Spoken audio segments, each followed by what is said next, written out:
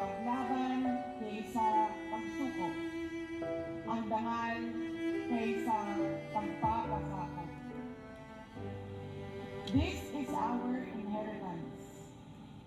Lumaban tayo sa bawat puwersang nagtatangkang magdikta ng ating kapalaran.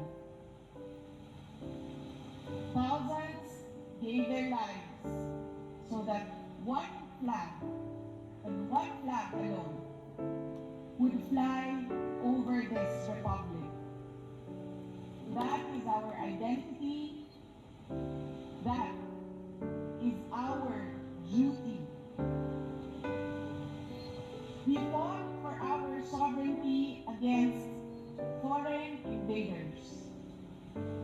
But sovereignty is not lost only to those who come from foreign shores. Nawawala rin ito sa tuwing ang serbisyo publiko ay nagiging pribadong negosyo. Kung ang mga opisyal ng gobyerno ay malaking diktato sa pagnanakaw ng pera ng bayan. Every peso stolen from the people's treasury steals a child's freedom from hunger. It steals a student's freedom from illiteracy or substandard education. It steals a patient's freedom to obtain quality health care. It steals a worker's freedom to earn a decent living. Every ghost project is a classroom never built. Every corrupt contract is a road that was never built for farmers to bring their produce to the market. Ang korupsyon ay hindi lamang pagnanakaw ng pera. It steals opportunity, it steals dignity, and it steals hope.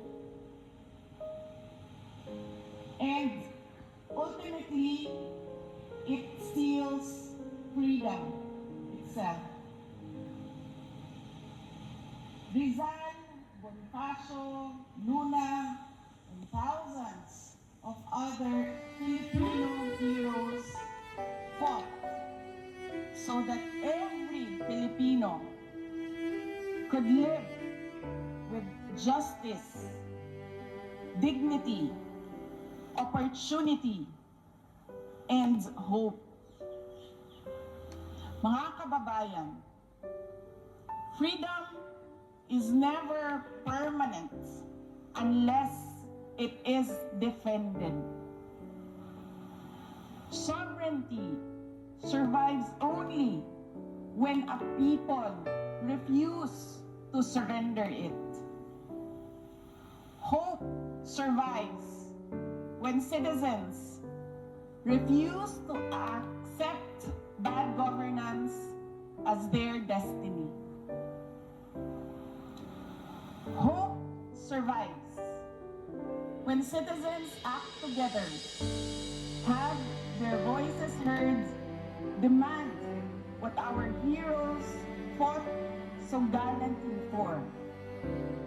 The right of every Filipino to a dignified human life. Hope survives when our people believe they have a better future.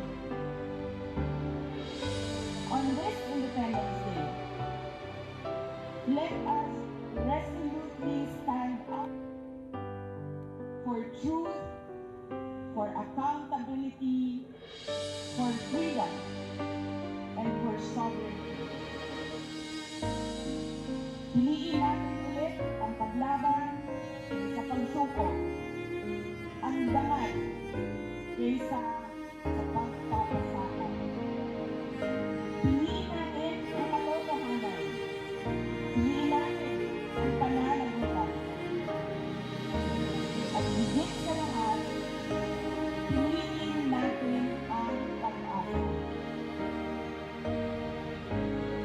Nagkaroon at makikita kita bakit sa tamang puwersa na musulay sa pagtuon sa atong kapalaran.